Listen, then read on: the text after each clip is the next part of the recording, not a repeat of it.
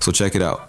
Today we covering how Kendrick flipped Drake's own album title against him, these serious allegations about paying for dirt, and yo, this wire situation is crazy. Every bar got like 3-4 different meanings, and we about to unpack all of them. This ain't just beef, this is psychological warfare at the highest level. And Kendrick's showing he studied Drake's whole playbook just to use it against him. That's some chess master type moves right there. Alright, let's get into it. The every dog has his day. Can't Tootsie slide up out of this one, it's just gonna resurface. You can't Tootsie slide your way out of this one? Right foot, left foot, slide. Every dog gotta have his day, now living your purpose. Every dog has his day for all the dogs. He's saying Drake's purpose is to be a fucking bitch. Lord. And he said there's people in your camp that have been waiting on this. Yo, so first up, we got this every dog has his day line. And man, this joint is layered like a wedding cake, for real. Right. On a surface level, this is straight up disrespectful because it's referencing Drake's 2023 album, For All the Dogs. You know, the album that kind of started this whole mess. Kendrick basically took Drake's album title and turned it into his funeral announcement. That's cold, bruh. But peep this. Thanks. Every dog has his day is an old saying that means everyone gets their moment of glory, right? So Kendrick's basically joking that dissecting Drake is his moment. Like, yeah, my day is today, and I'm spending it destroying you. That's some savage energy right there. Now here's where it gets spicy though. Kendrick used similar wordplay on that Like That verse, talking about dogs getting buried and all that. For all your dogs getting buried, that's a K with all these nines. You gon' see Pet Cemetery, nigga. What? Come on. You ain't catch that? Kendrick, that's a K dot. That's a K with all these nines. K9s. Okay, you talking about K9's Dogs and Pet Cemetery. Yeah, okay, that's the album like. That's whose album? For all your dogs, Drake's album. Drake, you have 24 hours, bro. Selling dope, is you like that? Kicking dogs, kicking in doors, is you like that? Young throw niggas. He even threw in that Pet Cemetery reference. Yeah, that was crazy. You know, that Stephen King joint where the buried pets come back wrong. So Kendrick's basically saying Drake came back at him after Like That, but he came back wrong.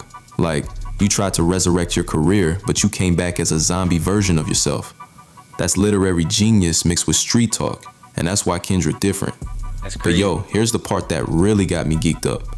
Y'all remember Kendrick's track For Free from back in 2015?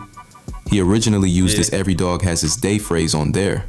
Then Drake went and interpolated that same track on a DJ Khaled song in 2016. So now Kendrick is using Drake's own interpolation against him. Think about that for a second. Kendrick references himself, Drake references Kendrick, then Kendrick references Drake referencing him. That's layers, fam. That's chess, not checkers. And yo, there might even be a Dog's Purpose movie reference in there too. That 2017 comedy about finding meaning through different lives. Kendrick might be suggesting Drake's whole purpose was to get dissected by him. That's some dark humor right there. This one line works on like 4 different levels at the same time.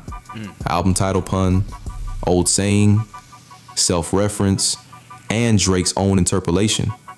Nothing is accidental with Kendrick, man. Nothing. The money and receipts allegations. It was fun until you start to put money in the streets. They lost money because they came back with no receipts. What are you saying here, Kendrick? Spies, nigga! His allegation that Drake secretly paid for people to find dirt on Lamar for him to use in this track. Bro, how do these genius niggas be just like on point? These niggas know everything. Now this next part, man, this is where things get serious. Kendrick switches up the whole tone and starts talking about how it was fun until. And that past tense is important. He's saying the beef was enjoyable competition, but Drake changed the game by doing something unethical. Here's the allegation that got everybody talking. Kendrick claims Drake started to put money in the streets, meaning he paid people to find dirt on Kendrick. Now that's serious business right there, because that goes against everything hip hop stands for. You're supposed to do your own homework, not buy your ammunition. And yo, this ain't the first time we heard this allegation. Pusha T made the same claim back in 2018. Push tweeted something like, "You got 100,000 floating around for info," and said no amount of money could create fake skeletons. Drake never denied it then, and he ain't denying it now. Right. So Kendrick's aligning himself with Pusha, the man who beat Drake, and establishing a pattern. Drake uses money to fight battles instead of skill. That's not hip hop, that's industry politics. But here's where Kendrick gets nasty with the wordplay. Canadian stuff. He says Drake lost money because they came back with no receipts. Now that's a triple entendre right there. First, literal meaning. Drake paid people who found nothing, so he wasted his money. Whoa! Wasted. That sounds like the hard R. Racist. I can say it. No, you cannot say it, bro. I can say it. I can say it. Bro, you cannot say the word, bro. Look. You see that word past the mix? Yo, it's past the mix. Bro got an N1 chip on. Bro got nigga shit. First, literal meaning. Drake paid people who found nothing, so he wasted his money. Second, the store metaphor. You can't get a refund without receipts, so Drake can't get his money back because the product, third on Kendrick, don't exist. Third, the evidence meaning. No receipts means no proof, which means Kendrick's reputation is clean. That's three meanings in one phrase, and they all work perfectly. Kendrick basically saying, I'm sorry I lived such a boring life that you couldn't find nothing on me. But then he flips it. But I'm more ready if the world is ready to see you bleed. I'm sorry that I live a boring life. I love peace, but war ready if the world is ready to see you bleed. The Elohim can't tell me. Kendrick said, hey, I rock with peace too. But if you want war, you got war. If you really want to do this, we can do this. Taking my baby to school, then I pray for. Cause you bitches ain't never been cool. Writing testament, painting pictures. That duality is everything. Peaceful by nature, deadly when provoked. That's that rich spirit energy from Mr. Morale, where he talks about being a peacemaker, but not naive. But I'm not naive, brother. Hey, gotta watch your homies and police. Hey, whoa. Stop right there. Just give up, Dad. Just give up. The bleeding threat continuity. Speaking of bleeding, y'all notice how Kendrick keeps coming back to this imagery? This ain't the first time he threatened to make Drake bleed. On Euphoria, he said, matter of fact, I ain't even bleed him yet. Can I bleed him? Bet. Matter of fact, I ain't even bleed him yet. Can I bleed him? When I see you stand by 6 red, that was cold. He said he still ain't bleed him yet. Jesus. Oh, you haven't started? I see you stand by 6 red. I believe you see 2 bad bitches. 2 bad bitches? Oh, shit. I believe you don't like women. It's real competition. You might pop ass with them. Oh, my God. He said you popping ass, nigga. Bro, the sexy red shit is crazy. You think he's competing with Sexy Red on some sassy shit? You gonna have that twerk off with her. He said you don't even like women. Nah, Kendrick gotta be trolling, bro. I didn't know Kendrick was funny. I didn't know Kendrick was this petty. Kendrick is trying to humiliate this nigga. This isn't a diss track. This is a fucking hate crime, bro. He's building a narrative across multiple tracks, showing he's consistent with his threats. When Kendrick talks about bleeding, he's talking about exposing vulnerabilities, revealing truths, making someone's credibility bleed out like a wound that won't close. And he's saying he hasn't even applied full pressure yet. Right. That if the world is ready to see you bleed is both a threat and giving Drake an out. Like, stop now or I go further. But it's also a challenge. Prove you can handle more. That's strategic psychological positioning right there. The wire in the camp. Now this part got me rewinding like crazy. Kendrick starts talking about, I know you can't sleep, and these images trouble you. These images trouble you. Know the wires in your circle should puzzle you. What? He's basically saying there's a mole, so somebody's wearing a wire. You gotta start doing all his discussions in pools, bro. Niggas is wearing wires and leaking What shit. images? Maybe surveillance footage, maybe documentation of Drake's behavior, maybe just visions of losing this beef. But then he drops this bomb. The wires in your circle should puzzle you. A wire is a hidden recording device, usually worn by informants or undercover agents. Kendrick's alleging that someone in Drake's close circle is documenting everything, not just leaking info, actively recording. That's paranoia inducing, bruh. Now Drake gotta wonder, who can I trust? Who's the snake? Kendrick is telling Drake there's a wire, but not telling him who. That's maximum psychological damage right there. But here's the coldest part. Kendrick flips Drake's own back-to-back lyrics against him. Drake originally told Meek Mill to check him for a wire or an earpiece. Now Kendrick's saying, nah Drake, you're the one being recorded. That's surgical precision, taking Drake's victory lap and making it his funeral march. Then Kendrick says, if you were street smart then you would have caught that, calling out Drake's fake street credibility. Real street dudes can sense disloyalty, but Drake's missing obvious signs because he's not actually from that life. And the crazy part? Drake's been rapping about disloyal crews for years. On Love All, he talked about sensing some of his crew doesn't love him, needing to sit down before things turn ugly. Kendrick's basically saying you already knew this and ignored your own instincts. If you were street smart, then you would have caught that your entourage is only to hustle you. Oh my God! If you were street smart, you would have known that your entourage was only to hustle you. There's some leaks, man. There's some snitches. This motherfucker's talking, bro. This nigga Kendrick is really trying to help Drake. Like, hey, nigga, you know you got leaks. The Weeknd flip. Remember on push-ups when Drake went at The Weeknd, claiming Abel's entourage was using him for money? Well, Kendrick flipped that completely, saying now Drake's crew is hustling him.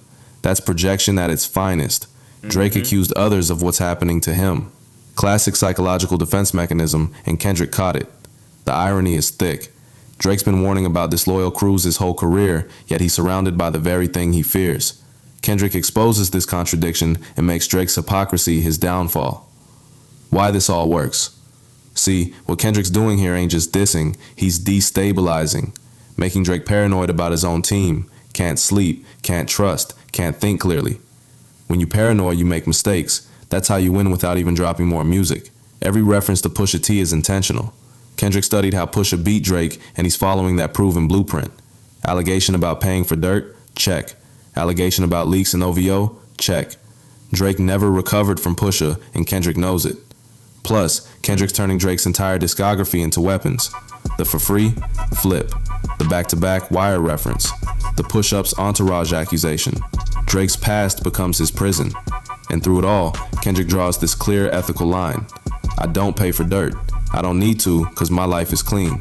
It's art versus dirty tactics, skill versus money, culture versus industry. Kendrick positioning himself as ethically superior while psychologically dismantling his opponent. There's no point in fighting anymore. Look at my hair. Look at it. Listen, Gunners, you're not done growing yet. Your hair is gonna change. Your hair is gonna change. No, it won't. I'm tired of wearing do-rag. How does this joint really stack up against the all-time greats? I'm talking Nas, Q, Pac, Push, all them cats who set the blueprint for what a diss track's supposed to be. This ain't about crowning a winner, it's about understanding the technique, the evolution, and what makes a diss track legendary versus just a quick ego bruise. Cause hip-hop, it's a competitive art. Competition is what keeps this culture moving forward. So here's how we breaking it down. 4 pillars.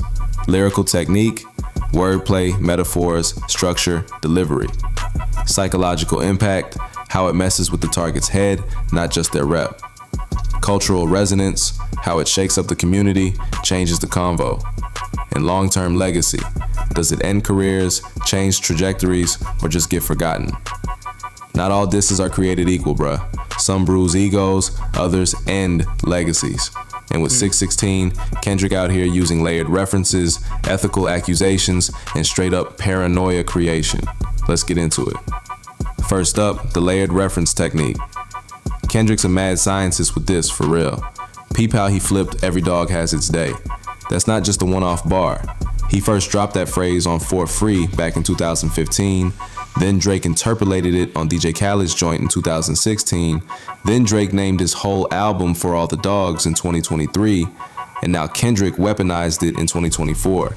That's a decade of chess moves, bruh. That's not just clever bars, that's architectural wordplay. You gotta have an encyclopedic knowledge of both catalogs to even catch all the callbacks. It's like Kendrick built a web that rewards deep listeners but still hits on the surface for casuals. That's layers. That's genius. That's what I'm talking about. That's next level. Now, let's compare that to Nas on Ether. What's up, niggas? Nas was the king of recontextualization. He took Jay-Z's whole image, businessman, mainstream success, and flipped it, made it look like a weakness. You say you a businessman, I say you a corporate sellout. Jay said Nas had one hot album every 10-year average. Nas flipped it and questioned Jay's whole artistic integrity. Even the gay Z line, look, that wouldn't fly today, but back then, it was about questioning masculinity, flipping strengths into weaknesses. Nas worked with present material, but Kendrick, he working across time. That's a whole new level. Why do time-based references hit so different? Because it creates this sense of inevitability. Like, damn, he been planning this for years. It make the target question everything they ever did. If he can use something from 2016 against me now, what else is he holding? It forced the opponent to audit their whole catalog for potential ammo. That's that paranoia factor. Every past interaction becomes suspicious.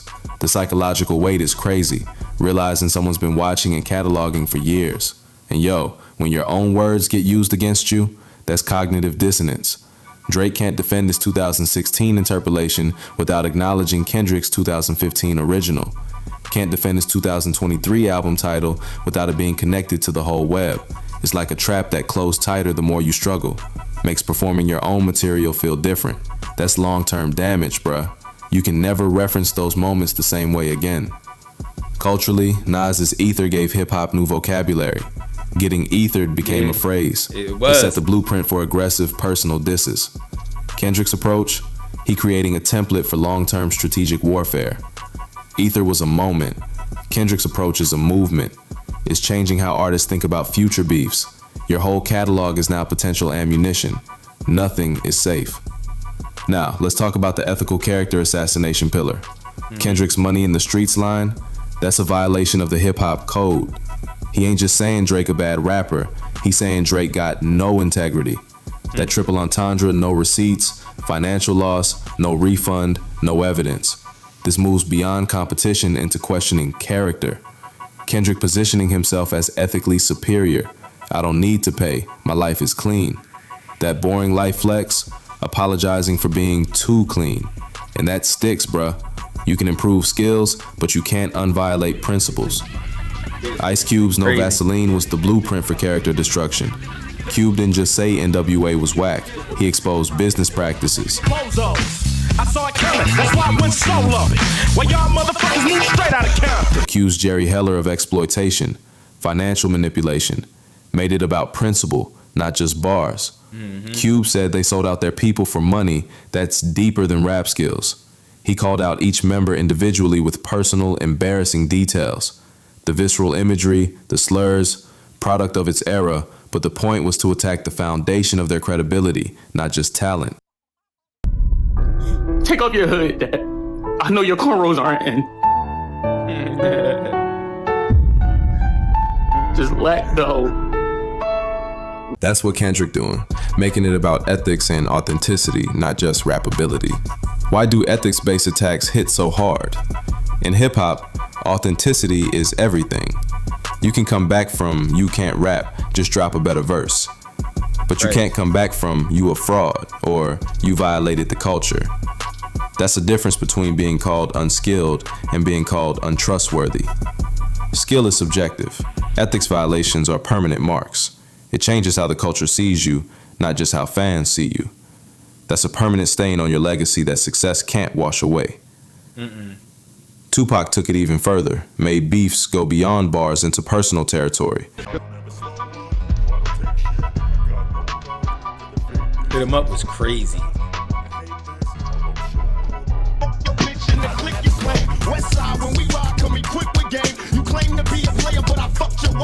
Hit 'em Up wasn't just aggressive, it was claiming to sleep with Biggie's wife. Whether true or not, the claim alone created irreparable damage. Pac understood. Make it so personal they can't ignore it. Create situations where there's no good response. Attack things that matter more than rap. Family, relationships, manhood. Kendrick and Pac both know the battlefield is the mind, not just the mic. Long term, Cube's targets never recovered their image, seen as sellouts permanently. Pac's approach escalated to real-world tragedy, a cautionary tale. Kendrick's ethics attack? Drake can't easily prove he didn't pay for dirt. Proving a negative is almost impossible. Even if Drake denies it, the seed of doubt is planted. Cultural perception shifts.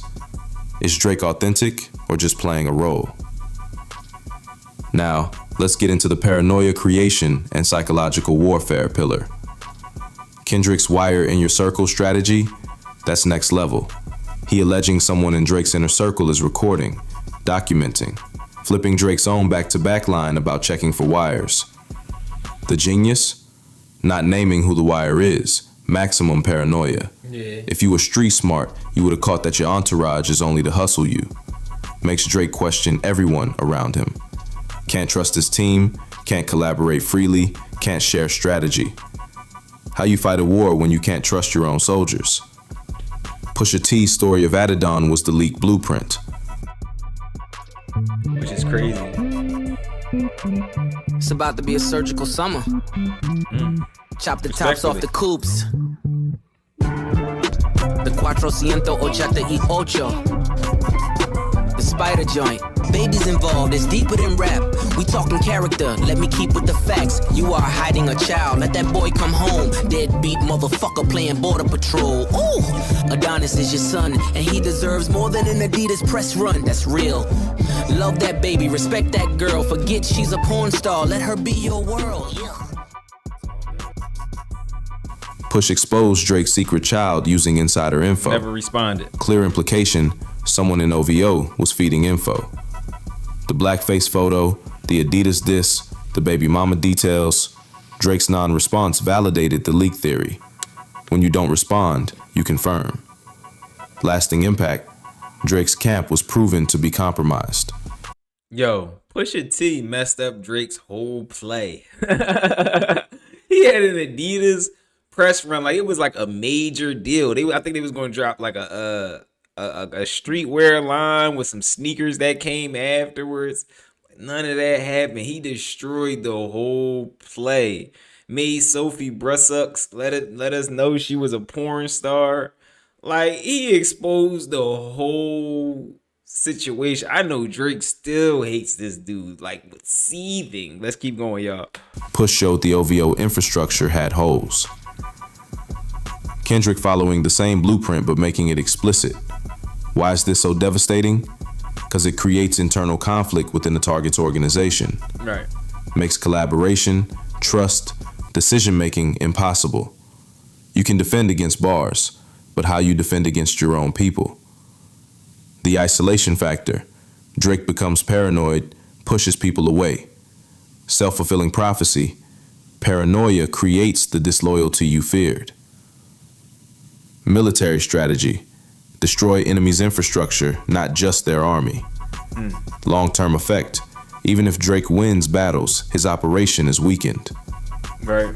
Pac's approach was making opponents mentally unstable through personal attacks, creating scenarios where emotional response was inevitable, forcing mistakes through psychological pressure. Pac knew angry opponents make stupid decisions. Kendrick's more calculated, creating paranoia instead of anger. Paranoia is slower but more destructive long-term. Angry people lash out once. Paranoid people destroy themselves slowly. Right. Culturally, this is infrastructure warfare. Classic disses, bars and personal shots. Modern strategic disses, attacking entire operations. Kendrick's not just going at Drake, he's going at OVO's structural integrity. Changes the game. Can't just respond with bars anymore. Need to address organizational security, loyalty, information control. This is corporate warfare disguised as rap beef. Future beefs will require thinking about team dynamics, not just lyrical ability. Now, let's talk delivery, tone, and presentation. Kendrick's calculated calm versus classic aggression. 616 in LA is quiet, almost conversational in delivery. Stark contrast with explosive energy of Ether or Pac's rage. Hit 'em up with screaming, raw emotion, visceral anger. Ether was aggressive, mocking, hostile energy throughout. Kendrick's approach, sounding like he's stating facts, not opinions. When someone's screaming, you know they're emotional. When they calm, they calculated. The threat is more real because it sounds inevitable, not reactive. Makes everything feel more true, more researched, more prepared. The false humility technique. I'm sorry I live a boring life. Apologizing for being too clean. Similar to Nas using mock sympathy in parts of Ether. The psychology. Making your strength look like you apologizing for it. Wave! Take off your hood, Dad. I know your cornrows aren't in. Just let go. Let go. I'll still be a real nigga after this. You'll be a good fella.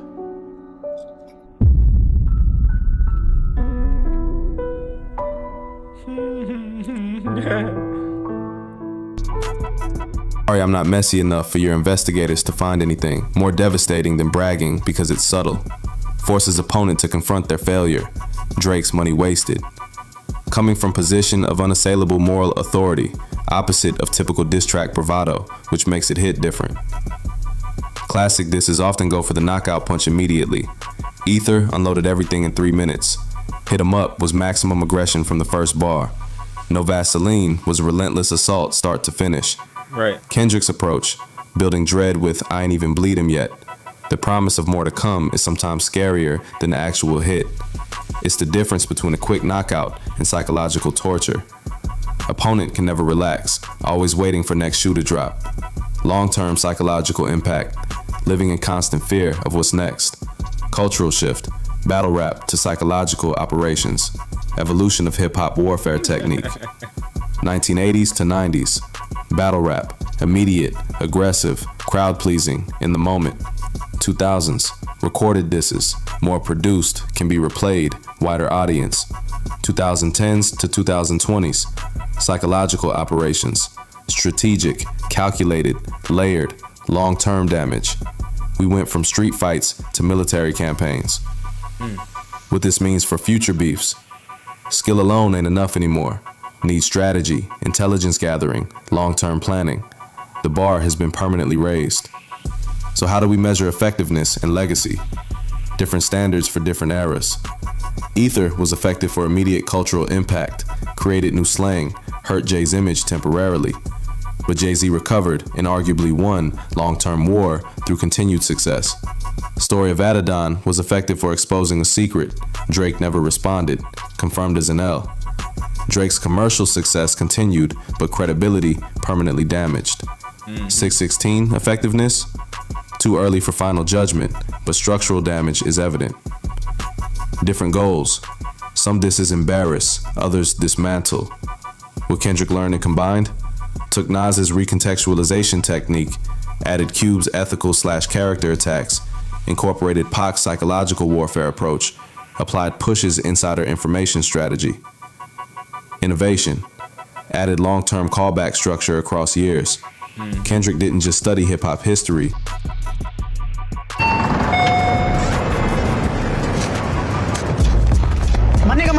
My nigga. Mata. ¿Qué la que? It's a nice jacket you got on, papi. Cowhide leather, right? You know the neocortex is a phenomenon that supports the 5 senses of the brain. It's responsible for hiding the human senses within the last century. That's how I knew that was cowhide leather. I smelled it from when you walked around the corner. But fuck all that, papi. Look. This might not be the most aggressive diss, but it might be the most complete.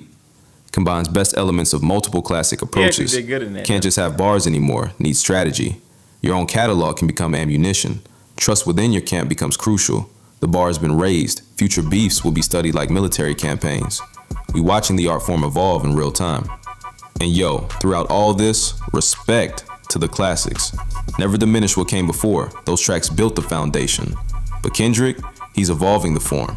He's showing that psychological warfare, layered references, and strategic planning are the new standard. This is about dismantling, not just dissing. It's about making your opponent question everything. His team, his tactics, his credibility. When you can't trust your circle, you already lost.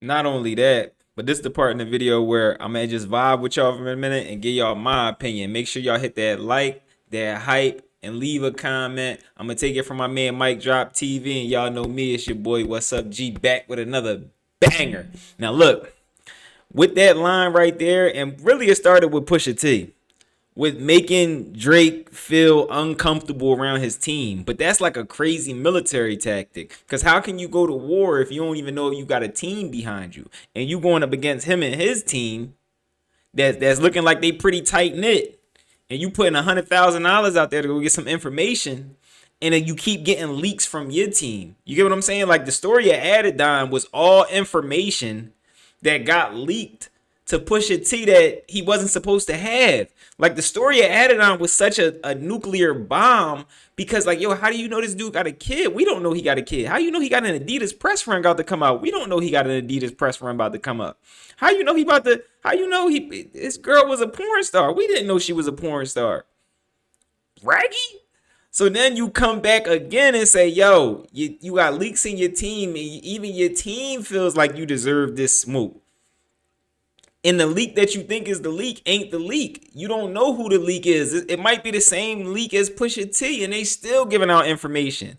This was like mental warfare. This put Drake in such a blender.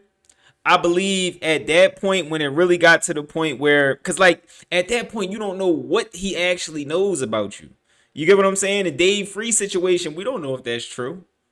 We don't have any credence to that. That could be all cat. Him and Whitney, so what? They broke up. Okay, that's cool. Show us some facts. You say he put his hands on Whitney. You got like some police reports or something like that. It's just looking like all hearsay. It's looking like the $100,000 you put in the street was all cat. Y'all drop it in the comments. Let me know what y'all think about this.